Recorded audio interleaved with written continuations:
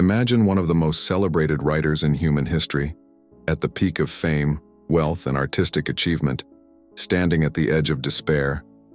After penning masterpieces like War and Peace and Anna Karenina, Leo Tolstoy, rich, renowned, with a family and global acclaim, suddenly felt that his life had no meaning. How can someone who seemingly has it all spiral into an existential crisis? In this video, we will follow the psychological and philosophical path of Tolstoy, diving into his human dilemmas, his inner turmoil, and his search for meaning as expressed through his works. Our main inspiration will come from a confession, his autobiographical account of his personal crisis, and the novella The Death of Ivan Ilyich, though we'll also draw from other writings when needed. This journey promises to be accessible yet profound, a narrative that speaks directly to the soul, in line with the signature tone of Neuromystique. Tolstoy was not merely a master of fiction, he was also a deep thinker, someone who tried to answer the fundamental questions of existence, and the ideas he explored still echo powerfully in the hearts of readers today. Tolstoy's existential crisis and a confession. In the late 19th century, Tolstoy plunged into a profound existential crisis. Despite his enormous success as a writer, he became increasingly disillusioned with the shallow values of wealth, fame, and social status. He was haunted by the passage of time and the looming presence of death, forces that seemed to strip meaning from every human endeavor. One question echoed relentlessly in his mind. Why do we live? Is there any meaning to life that isn't obliterated by the inevitability of death? The great writer admitted that he began to believe life was meaningless, that death rendered all things futile, and this was the only truth he could hold on to. He fell into deep melancholy. In a confession, he recounts how he removed weapons from his home for fear that he might take his own life during a moment of despair. And yet, something within him resisted the void. Maybe I'm missing something, he told himself. Maybe there's a kind of knowledge that can give life meaning. So began a desperate search for answers. He looked across all fields of human knowledge, science, philosophy, theology, in the hope that someone, somewhere, had solved the riddle of meaning. He studied ancient philosophers, contemporary thinkers, and religious texts. Science, he found, portrayed life as a mechanical, biological process without purpose. Philosophy, from the ancients to modern figures like Schopenhauer, seemed to confirm that life was filled with suffering and devoid of deeper meaning. Even religion, as expressed in the writings of previous generations, think of Ecclesiastes, proclaimed, "Vanity of vanities, all is vanity." Wherever he turned, Tolstoy encountered the same bleak response: no clear or enduring purpose behind human existence. The results were devastating. Neither science nor philosophy could provide answers that satisfied the soul. Instead of saving him, rational thinking and secular knowledge only deepened his fear that without a higher purpose, life itself is meaningless. He famously compared his condition to that of a man chased by a wild beast, falling into a deep well. As he plummets, he grabs onto a small branch sticking out from the wall. Below him waits a dragon with jaws wide open, ready to devour him. As he clings to the branch, he notices two mice, one white and one black, representing day and night, gnawing at its root.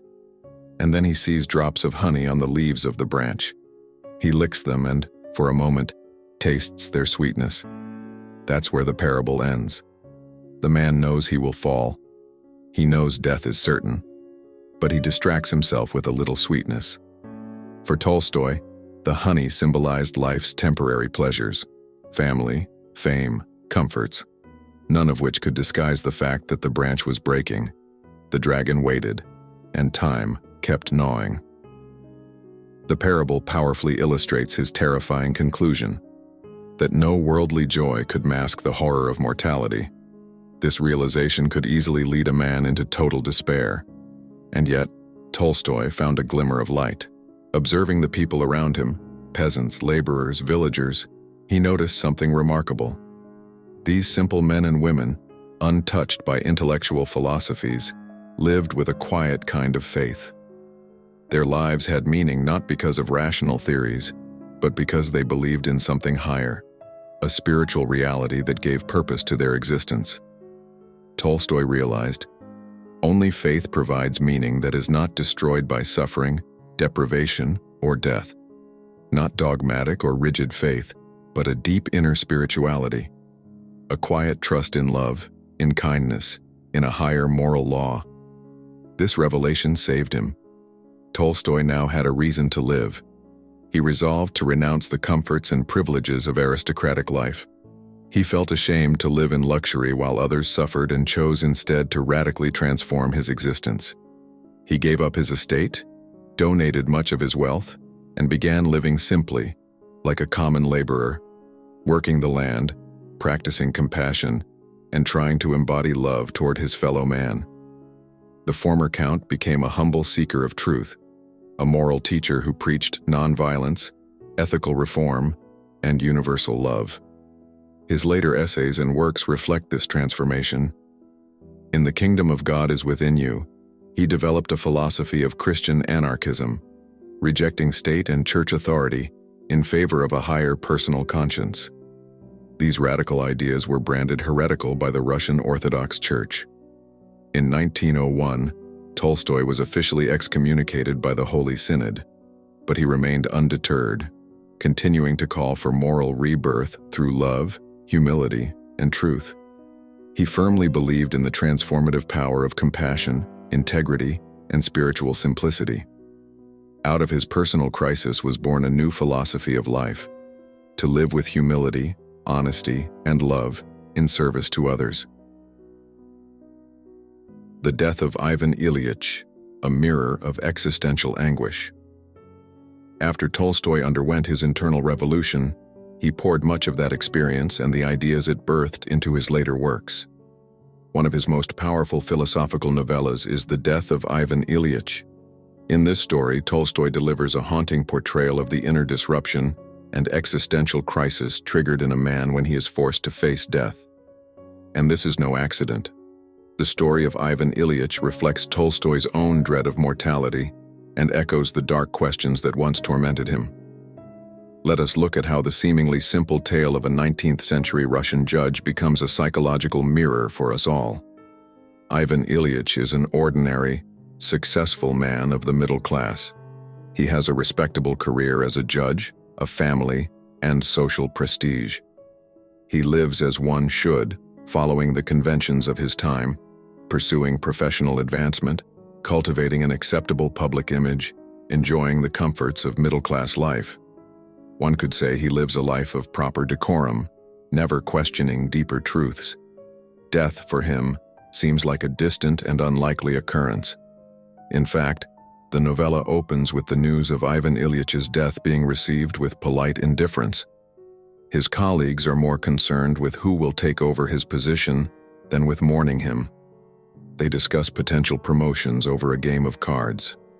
His wife, though shedding a few conventional tears, is primarily worried about the size of the pension she will receive. From the very first scene, Tolstoy introduces a central theme: the hypocrisy and unconsciousness with which society treats the death of an individual. Everything in Ivan Ilyich's life seems neat and in order, until he gets sick. It begins with something trivial: a fall from a ladder, an accident seemingly without consequence. But slowly he notices a pain in his side that grows steadily worse. Doctors fail to provide clear answers and avoid telling him the truth. And then, a creeping realization begins to take shape. He is dying. His response unfolds as a storm of psychological stages. First, denial. This can't be happening to me, to Ivan Ilyich, the dignified judge. Then, anger. He lashes out at the doctors, at his wife, even at God. He's enraged by the pretense that everything is fine while inside, he is consumed by fear. What infuriates him most is the shallowness of those around him, how they pretend nothing is wrong, refusing to acknowledge the truth. As days and nights pass in unbearable pain, Ivan Ilyich is forced into profound introspection. He begins to reflect on his life and wonders, Did I live the way I should have? Were the things I considered important, my career, wealth, social status, nothing but illusion? This question torments him. He faces the ultimate existential dilemma. Everything he thought mattered now seems meaningless in the face of death. He realizes that he never truly thought about dying, never searched for deeper meaning. He simply went through life mechanically, as everyone around him did. But death was there all along, quietly waiting.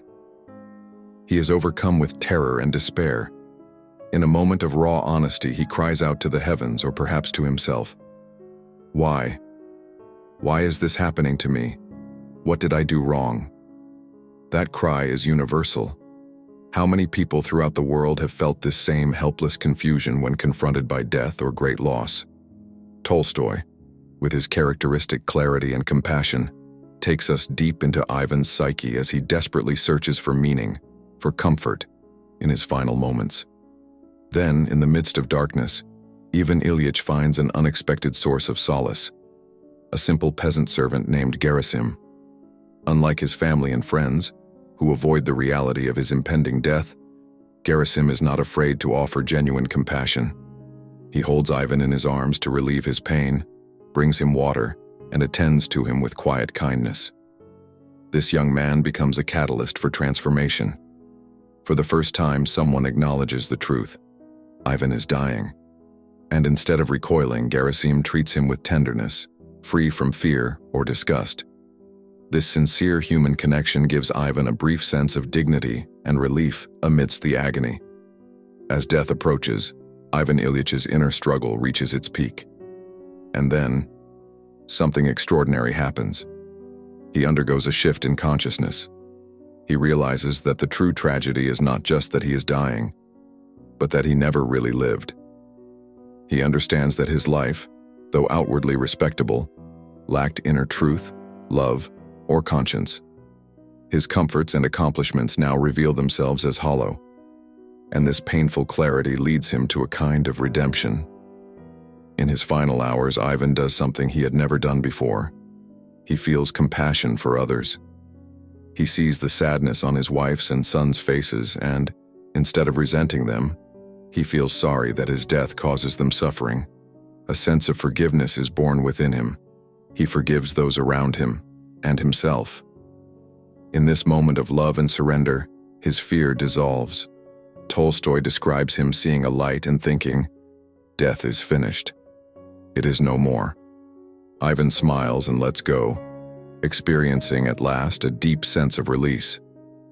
Paradoxically, his death is no longer terrifying. It is almost triumphant. Through understanding and love, he has transcended the fear of dying. The story of Ivan Ilyich is both a warning and a compassionate invitation. It asks each of us, are we truly living as we should? Are we chasing goals imposed by society without questioning whether they hold any real value? Are we ignoring the reality of death, living as if we're invincible, until it may be too late? Through Ivan's journey, Tolstoy shows that we must not wait until our final hour to search for meaning. He reminds us that honesty with ourselves, authenticity in our relationships, and love are what give life its worth, and what can perhaps soften the fear of death. Other works, same lessons. The psychological and philosophical themes found in A Confession and the Death of Ivan Ilyich are not isolated occurrences in Tolstoy's writing. On the contrary, they are part of a broader, enduring pattern that runs through many of his works. The quest for an authentic life, one free from the chains of social hypocrisy and rooted in genuine moral significance. In fact, these existential questions appear even in his earlier novels. In the epic War and Peace, Prince Andrei Bolkonsky, gravely wounded on the battlefield at Austerlitz, gazes up at the vast spring sky. At that moment, he experiences a profound revelation: how small and meaningless human ambitions and wars appear against the infinite expanse of the universe. His thirst for glory suddenly vanishes. The grandeur of nature renders his dreams of fame utterly hollow. Elsewhere in the novel, another central character, Pierre Bezukhov, also struggles to find purpose. He begins immersed in aristocratic pleasures, later turns to Masonic mysticism in search of truth, and ultimately finds peace when taken prisoner during the War of 1812. In captivity, he befriends a humble soldier, Platon Karatayev, whose quiet acceptance of life teaches Pierre the value of simplicity, patience, and surrender. By the time Pierre is released, he is no longer the same man. He understands that real happiness lies not in wealth or ideology, but in life's quiet joys, family, kindness, and connection to others. These moments in War and Peace foreshadow the deeper meaning Tolstoy would later articulate more explicitly: the need to live with purpose beyond society's expectations. In Anna Karenina, while the main story follows Anna's tragic downfall, we also follow the journey of Konstantin Levin, a landowner and seeker of meaning. Levin is clearly Tolstoy's alter ego. Through his trials, romantic, domestic, spiritual, Levin reaches a revelation much like Tolstoy's own. He finds solace in faith, in working the land, and in the honest lives of simple people. By the end of the novel, Levin decides that despite his lingering doubts, he will live according to what is morally good, because it gives meaning to his life. This moment reflects Tolstoy's own conclusion, that to live for what is good, with faith and love, is enough, even if we never solve all life's philosophical riddles. Another powerful expression of Tolstoy's moral concerns is his final novel, Resurrection, 1899. In it, Prince Dmitry Nekhlyudov serves on a jury and is stunned when he recognizes the defendant, Katyusha, a woman he had once seduced and abandoned. She is now accused of a crime and sentenced to hard labor. Racked with guilt and recognizing his role in her downfall, Nekhlyudov decides to follow her into exile in Siberia, hoping to help her and redeem himself. Through this journey of sacrifice, Tolstoy explores the theme of moral rebirth, the resurrection of the human soul. Nekhlyudov attempts to live by the Christian values of forgiveness and love, rejecting the privileges of his class. Along the way, he clashes with the hypocrisy of the legal system and the church, reflecting Tolstoy's own critique of institutions. The ending suggests that salvation lies in acknowledging our faults, embracing humility, and practicing selfless love. Just as Tolstoy turned from remorse toward active moral striving in his own life, so too does his character in Resurrection. This moral and spiritual awakening appears again and again in his stories. In the short story Master and Man, a wealthy merchant and his servant become lost in a snowstorm. The merchant, once obsessed only with profit, ultimately embraces his freezing servant to keep him warm, sacrificing his own life to save another. In those final moments as he dies from the cold, he feels a strange serenity, perhaps the first real happiness of his life. Tolstoy shows us that self-sacrifice and love can bring meaning, even in the face of death. Other stories echo these lessons in different ways. In How Much Land Does a Man Need?, a farmer's greed for more land leads to his undoing. It's a parable about the futility of material desire, since in the end, all the land a man truly needs is the ground to bury him. The message: material wealth does not fill the soul. Greed can bury us before death does. In The Three Questions, a king seeks the answers to three essential riddles. What is the most important time? Who is the most important person? What is the most important thing to do? The answers he finds. The most important time is now. The most important person is the one before you. The most important thing is to do good. These simple truths encapsulate Tolstoy's moral philosophy, a call to live in the present, care for others, and act with love. Even in his shorter works, like Father Sergius or After the Ball, Tolstoy dissects his characters' motivations, exposing the struggle between vanity and conscience, between personal desire and the call of moral duty.